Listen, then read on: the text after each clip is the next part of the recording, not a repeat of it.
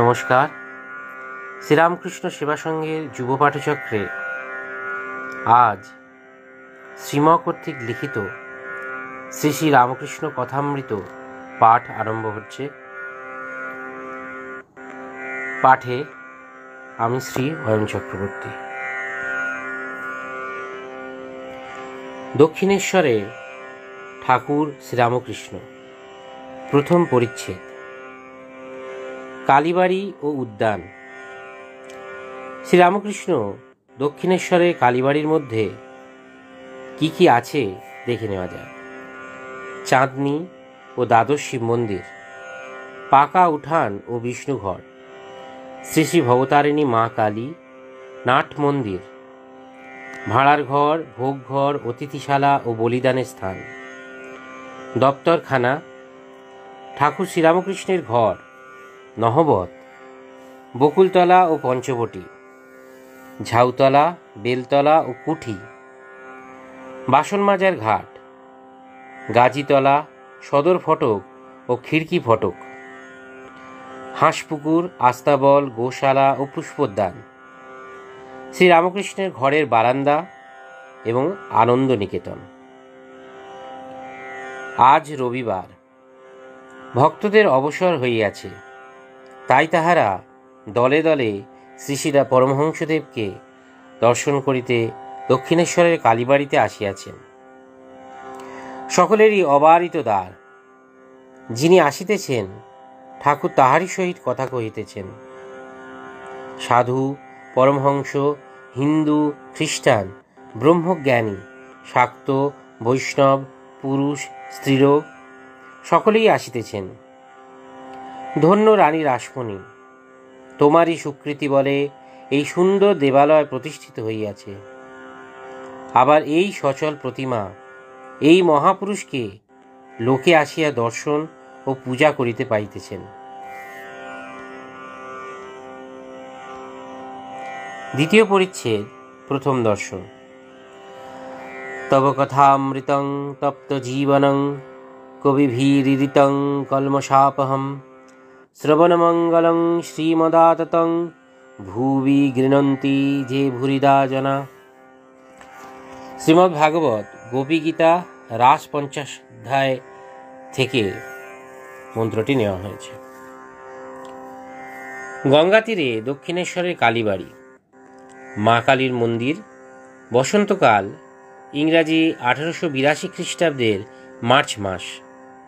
ঠাকুরের জন্মোৎসবের কয়েকদিন পরে শ্রীযুক্ত কেশব সেন ও শ্রীযুক্ত জোসেফ কুক সঙ্গে 23শে ফেব্রুয়ারি বৃহস্পতিবার 12ই ফাল্গুন 1288 শুক্লা ষষ্ঠী ঠাকুর স্টিমারে বেড়াইতেছিলেন। তাহারই কয়েকদিন পরে সন্ধ্যা হয় ঠাকুর শ্রীরামকৃষ্ণের ঘরে মাস্টার আসিয়া উপস্থিত। এই প্রথম দর্শন। দেখিলেন এক ঘর লোক নিস্তব্ধ হইয়া তাহার কথামৃত পান করিতেছেন। ঠাকুর তক্তপোষে বসিয়া পূর্বাশ্ব হইয়া সহাস্য বদনে হরিকথা কহিতেছেন। ভক্তেরা মেঝেতে বসিয়া আছেন। কর্মত্যাগ কখন? মাস্টার দাঁড়াইয়া অবাক হইয়া দেখিতেছেন। তাহার বোধ হইল যেন সাক্ষাৎ সুখদেব ভগবত কথা কহিতেছেন আর সর্বতীর্থের সমাগম হইয়াছে, অথবা যেন শ্রীচৈতন্য পুরী ক্ষেত্রে রামানন্দ স্বরূপাদি ভক্ত সঙ্গে বসিয়া আছেন ও ভগবানের নামগুলো কীর্তন করিতেছেন। ঠাকুর বলিতেছেন, যখন একবার হরি বা একবার রাম নাম করলে রোমাঞ্চ হয়, অশ্রুপাত হয়, তখন নিশ্চয়ই যেন যে সন্ধ্যাদি কর্ম আর করতে হবে না। তখন কর্মত্যাগের অধিকার হয়েছে, কর্ম আপনা আপনি ত্যাগ হয়ে যাচ্ছে।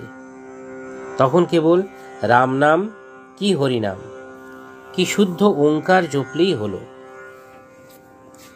আবার বলিলেন, সন্ধ্যা গায়ত্রীতে লয় হয়, গায়ত্রী আবার ওঙ্কারে লয় হয়।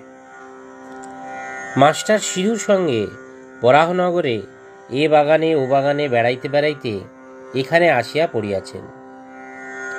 আজ রবিবার, অবসর আছে, তাই বেড়াইতে আসিয়াছেন।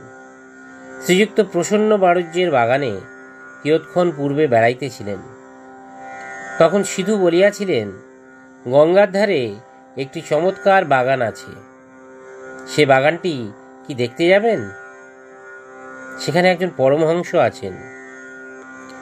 বাগানের সদর ফটক দিয়া ঢুকিয়াই মাস্টার ও সিধু বরাবর ঠাকুর শ্রীরামকৃষ্ণের ঘরে আসিলেন।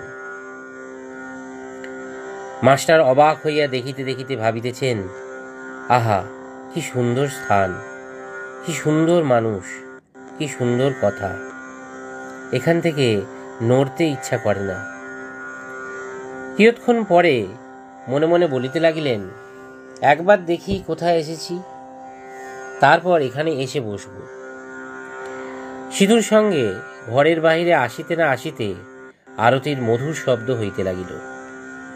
এককালে কাঁসর, ঘণ্টা, খোল, করতালি বাজিয়া উঠিল। বাগানের দক্ষিণ সীমান্ত হইতে নহবতের মধুর শব্দ আসিতে লাগিল। সেই শব্দ ভাগীরথী বক্ষে যেন ভ্রমণ করিতে করিতে অতি দূরে গিয়া কোথায় মিশিয়া যাইতে লাগিল। মন্দ মন্দ কুসুম গন্ধবাহী বসন্তানীল। সবে জ্যোৎস্না উঠিতেছে। ঠাকুরদের আরতি যেন চতুর্দিকে আয়োজন হইতেছে।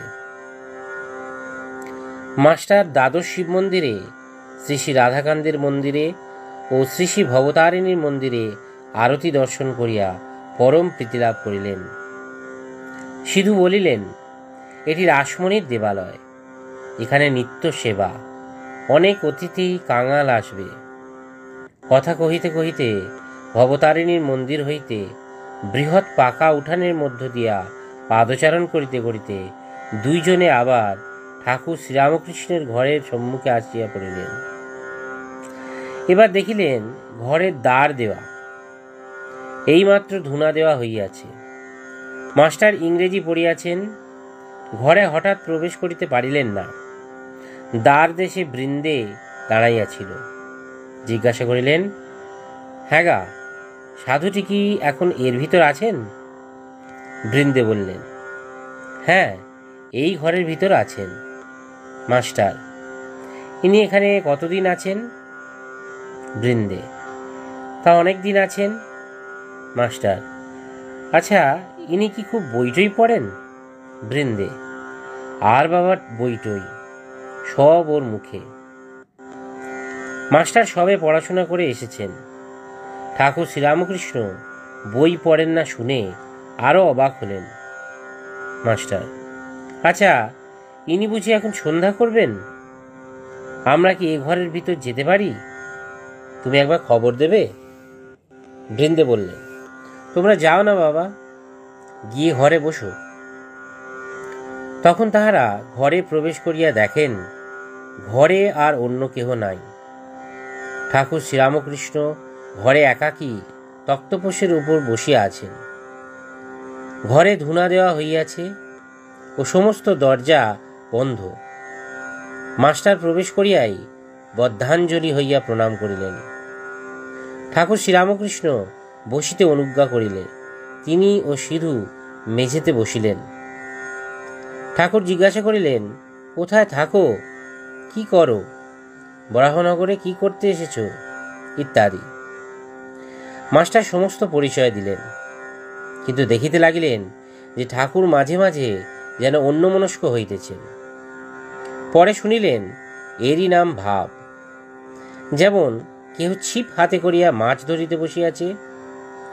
মাছ আসিয়া টোপ খাইতে থাকিলে ফাতনা যখন নড়ে, সে ব্যক্তি যেমন শশব্যস্ত হইয়া ছিপ হাতে করিয়া ফাতনার দিকে একদৃষ্ট মনে চাহিয়া থাকে, কাহার সহিত কথা কয় না, এ ঠিক সেইরূপ ভাব। পরে শুনিলেন ও দেখিলেন ঠাকুরের সন্ধ্যার পর এইরূপ ভাবান্তর হয়। কখনো কখনো তিনি একেবারে বাহ্যশূন্য হন। মাস্টার বললেন, আপনি এখন সন্ধ্যা করবেন, তবে এখন আমরা আসি। শ্রীরামকৃষ্ণ ভাবস্থ অবস্থায়, না, সন্ধ্যা তা এমন কিছু নয়।